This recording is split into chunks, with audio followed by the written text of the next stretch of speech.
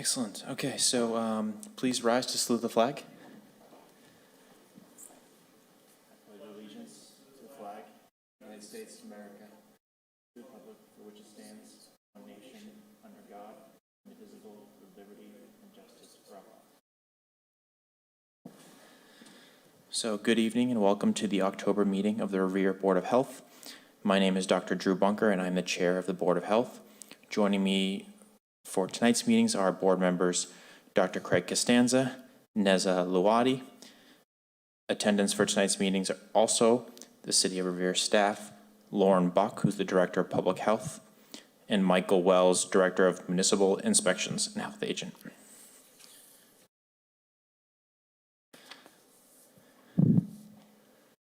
So first thing we're going to do is review and approve the minutes from June 22nd, 2023. So I just ask the other board members, do they approve? I approve. I approve the minutes. Excellent, thank you. Next is the Public Health Communicable Monthly Report from Lauren Buck. Thanks, Dr. Bunker.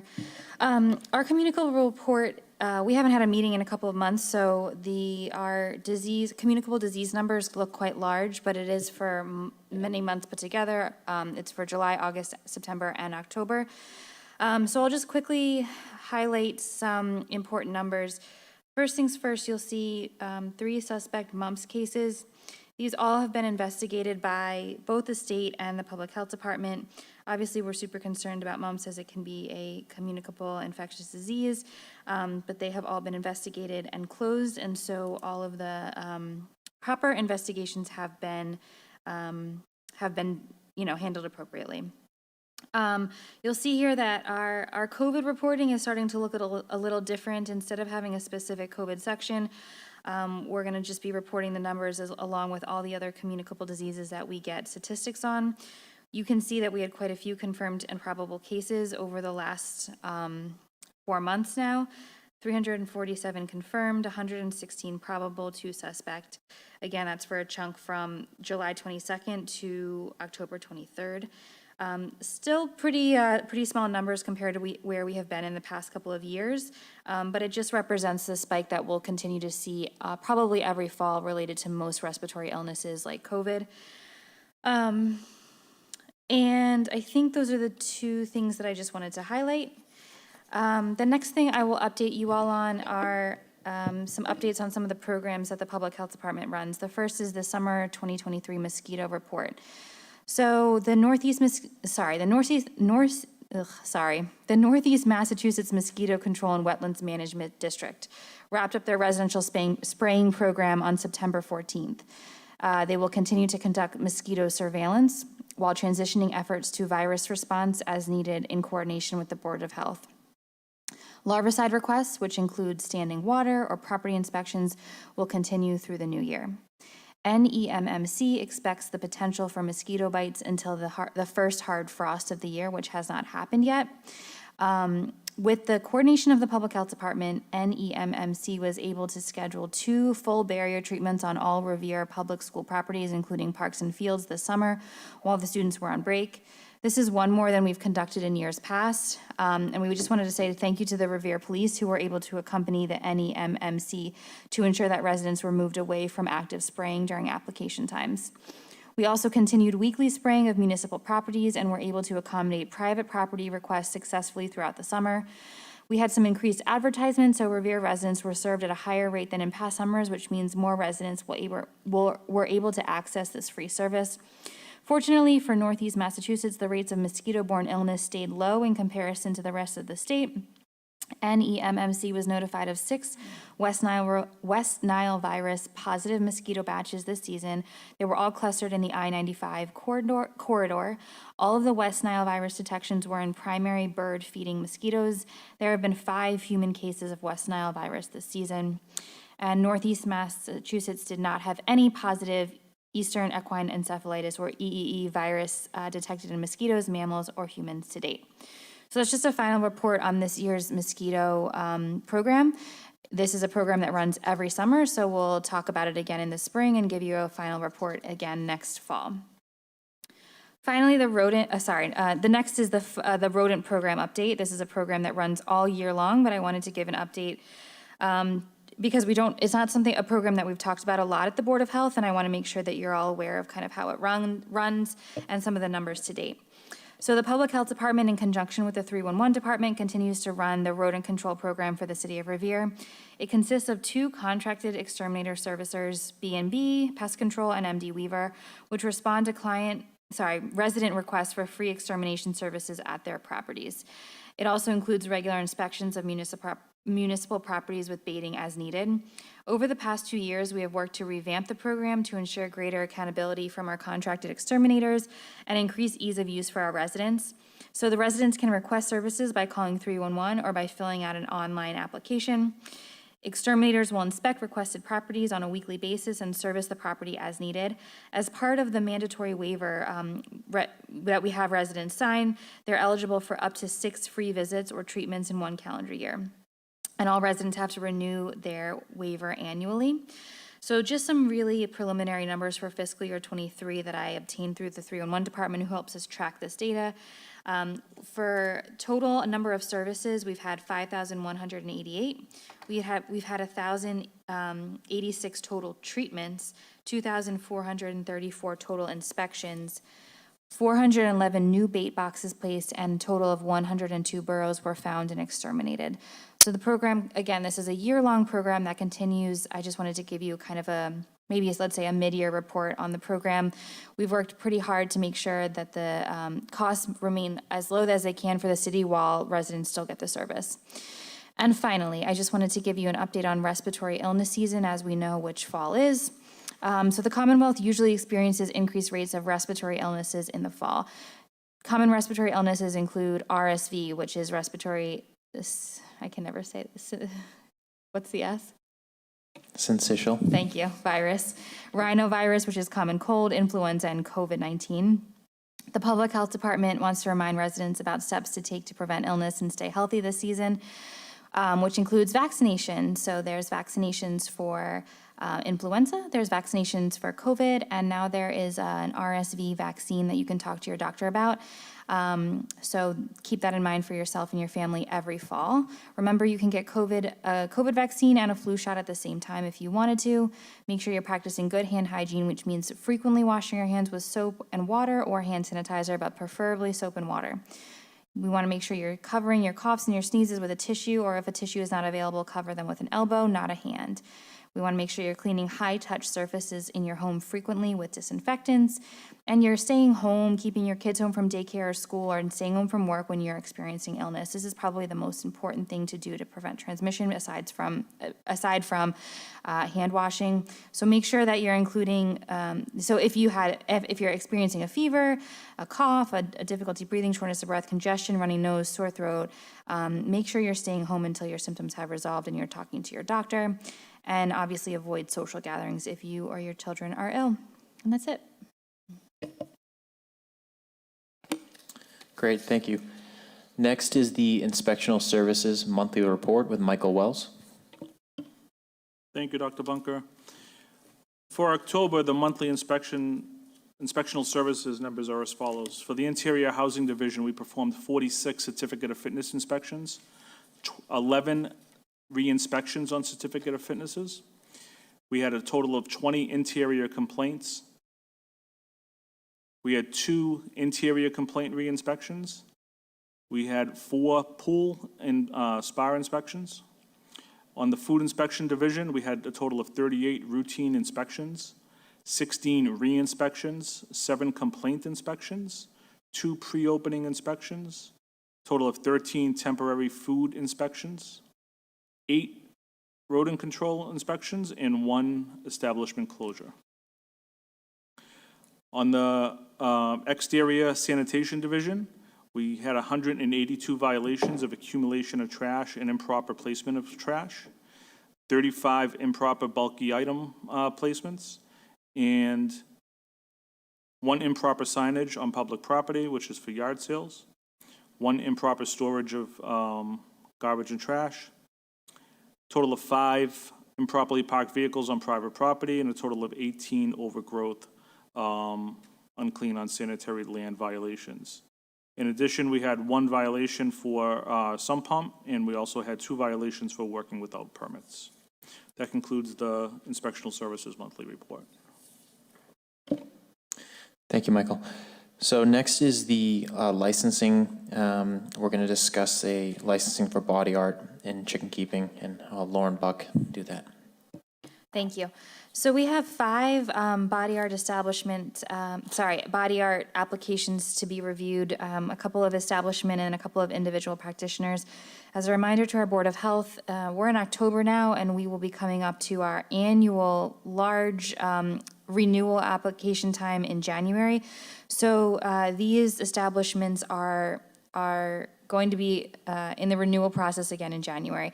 Because of that, we have waived some of the fees to make sure that they're not paying twice in 3 months. So let's get started. For October 2023, we have a body art establishment application submitted by Sarah Ospino Studio. The submission date was June 23rd, 2023. We inspected on October 23rd, 2023. They passed, and so the Public Health and Inspectional Department recommend that the board approves the license for Sarah Ospino Studio, which is a body art establishment. Yes, I approve. Yes, I approve. I approve. Okay, thank you. The next is an individual practitioner body art application, and it is submitted by Sarah Ospino, and so she's practicing in the establishment of Sarah Ospino Studios. Her submission date for this was May 24th, 2023. Her inspection date was October 17th, 2023. She did pass the inspection, and the Public Health and Inspectional Department recommend that you approve this license as well. I approve. I approve the license. I approve. Thank you. Next is another body art establishment. This is Timeless Beauty Salon and Spa. The submission date was September 7th, 2023. We inspected on October 24th, 2023. This establishment did pass, and the Public Health and Inspectional Department recommend that you approve this license as well. I approve. I approve this license. I approve. Thank you. The final 2 are both individual practitioner applications under, the next is an individual practitioner application for Henry Arazo. He is practicing under Sarah Ospino Studios. He submitted an application in May 24th, 2023. We inspected him on October 17th, 2023. He passed the inspection, and the Public Health and Inspectional Department recommends you approve his license. I approve. I approve his license. I approve. Okay, great, thank you. And finally, the last individual body art practitioner license is submitted by Vivian Alzate. She is practicing in Timeless Beauty Salon and Spa. She submitted September 7th, 2023. Her inspection date was October 19th, 2023. She did pass the inspection, and so the Public Health and Inspectional Department recommend that you approve her license as well. I approve. I approve. I approve. Thank you. And our final final license before the board tonight is our first ever chicken keeping license. If you all remember, these are regulations that were, codified back last year. And we have a individual who submitted her application, was inspected by both myself and Mike twice, and we are submitting her application today for your approval. So the application for chicken keeping was submitted by Iphigenie Victorian. She submitted her application July 14th, 2023. Her final inspection, like I said, we did do 2 inspections. Her final inspection was October 23rd, 2023, and she did pass that inspection. So we recommend that the Public Health and Inspectional Department approve the license for chicken keeping. I approve. I approve her license. I approve. Thank you.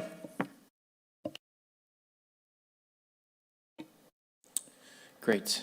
And so the last part of this meeting is going to be the appeal hearing for a vacant building. We're looking.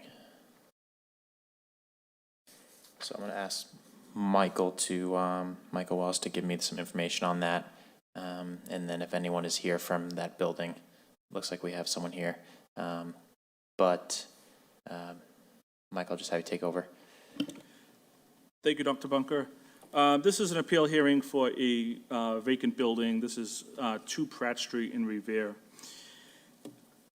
The city requires all vacant properties to register with the city, and the city has found that the purpose of this is the city has found that vacant buildings encourage temporary occupancy by transients or persons engaged in criminal activity, causing surrounding areas to suffer from stagnant or declining property values, and create significant cost to the city by virtue of the need for constant monitoring and occasional cleanups.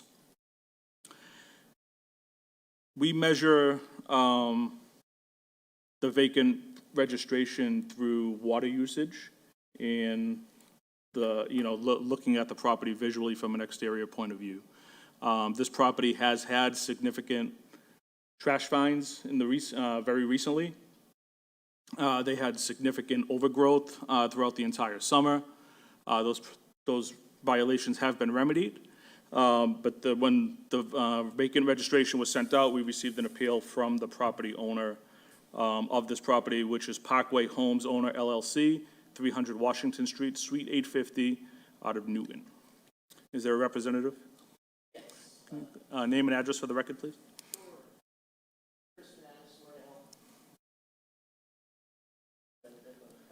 Chris, could you just press the button and repeat your name and address for the record, please? Sure. Chris Manatis Larnell. I'm a representative of Parkway Homes LLC, Helch Capital at 300 Washington Street, Suite 850, Newton, Mass. And so we did appeal the 2 Pratt Street registration as a vacant building. Just wanted to provide a bit of additional background. So 2 Pratt Street was occupied by a tenant up until the pipes burst during an extremely cold freeze during February of 2023, this year. Unfortunately, the burst pipes caused significant water damage to the property throughout the house and made it uninhabitable. Since then, the property owner, Parkway Homes Owner LLC, has been diligently working with its insurance company to file a claim for the water damage sustained from the burst pipe. The claim was actually just finally processed, and a check from the insurance company was issued last week on October 18th, 2023. And just to give you a sense of the magnitude of the damage here and the required repairs, scale of the mitigation, this check was for in excess of $80,000. So we just felt that the imposition of a $500 vacant building registration fee in this particular situation adds insult to injury, as we do not believe that this situation truly reflects why this particular law is in effect, or why this statute's been enacted.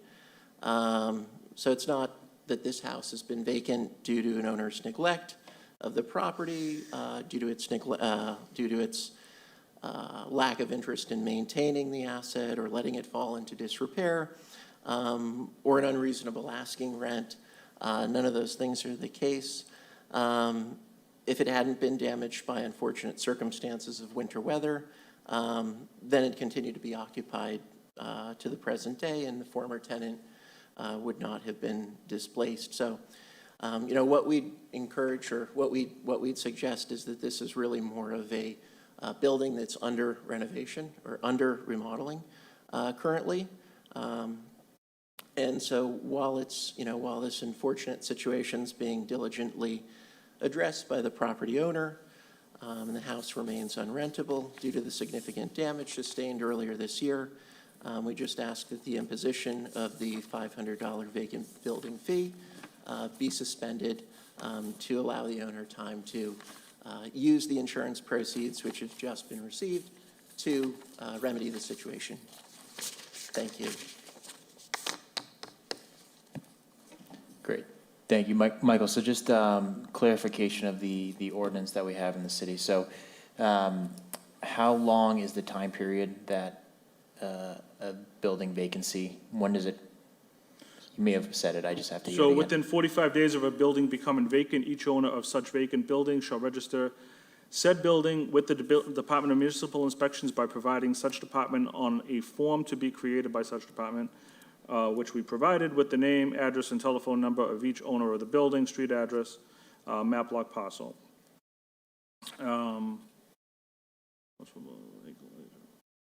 Failure to comply, failure timely to register a vacant building shall be a violation of this chapter. Did they reach out to the city when there was a vacancy in this They did not. building? Okay. Just have a question. Why wouldn't someone from the ownership reach out to the city when there was this damage and there was no one in the apartment? Just out of curiosity. I'm not. I don't know if we were aware of it, of that specific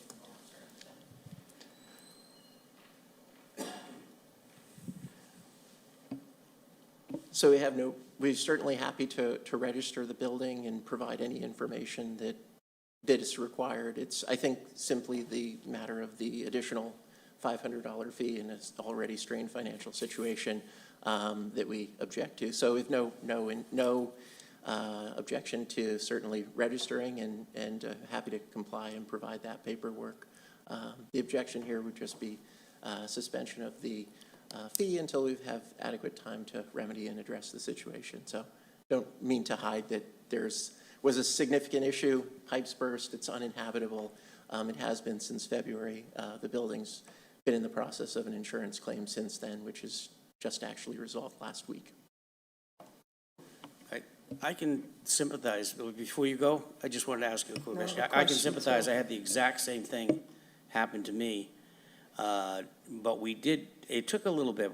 It took about 3-4 months to get it rectified, but then fixed. Was there any explanation why it took so long, though, for the insurance company to come through with the check?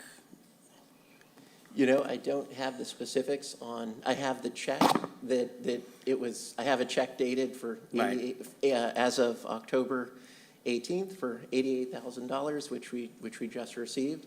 I think there were a number of estimates that they needed to do in terms of the extent of the water damage and valuing any of the remediation that would be required to make the building habitable. It's a large claim, it's a sizable claim, and that's just how long it took to process through the system, unfortunately. We wish it'd been a much shorter period of time. You're right, exactly. I understand.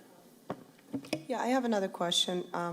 So I know you said you just received the check about a week ago. Is there any work been started on the property, or people got hired as a company or something? Not in the last week. No, it's just kind of come to the point of getting the proceeds from the insurance claim. So that's the next step to evaluate. Yeah, I think from my perspective, not that I don't believe you on this, but I would like to just see some documentation of the check being issued, either a copy or something that we can make a verification. Yeah, I have the check available as a digital format on my phone. Okay. And can certainly provide that. Well, it's one thing to have the check, but it's another thing to start the work, right? Right, right. And get the property back to a habitable state. So, Yeah. you know, I would recommend, Continuing with the $500 fine, well, or we can certainly reevaluate this at our next meeting. Yeah. And get an update, and I can pull a permit report and find out where they stand with the work and the permits pulled to get the work done. yeah, Again, this has been a problem property in the past. You know, they are the owners of the mobile home trailer park that is down there, that is in disarray. yeah. So I would, if we want to continue it till November 30th, we can certainly get an update on that. And we can move forward with it. But I would expect, with the check in hand, that they can certainly start pulling the permits and getting the work done to get this property back to where it needs to be. Yeah, I agree. Yeah, so I think discuss, like, as you said, discussing at next meeting, and seeing where the status is now, if that's okay with you. We just want to be sure. Yeah, certainly happy to provide an update at the next meeting on the status of the building and any kind of additional occupancy or tenancy we've been able to secure for it. I have the check copy here on my phone, can happily send it to you as well, but I think the main purpose was to ask for some delay in the registration fee until we've had some time to rectify the situation. Yeah, I think from my perspective, that's reasonable. But I think I would like to see some progress in a Yeah, month. and if you can bring the printout of the check too for our record, we would like to see when it was given to you guys exactly. Absolutely. That time I frame. can No, for show the it to next you right meeting, here if you if you can, like. I believe you can Sure. just bring it to us in paper too, it'd be great. Okay, happy to do so. Thank you. Yeah. So I'm going to vote just to kind of delay and, till next meeting, and not issue any sort of fine or, discernment, yeah. Yeah, I agree with that as well. Okay, I approve. thank you. I think that's going to conclude the meeting for this month. Thank you, guys.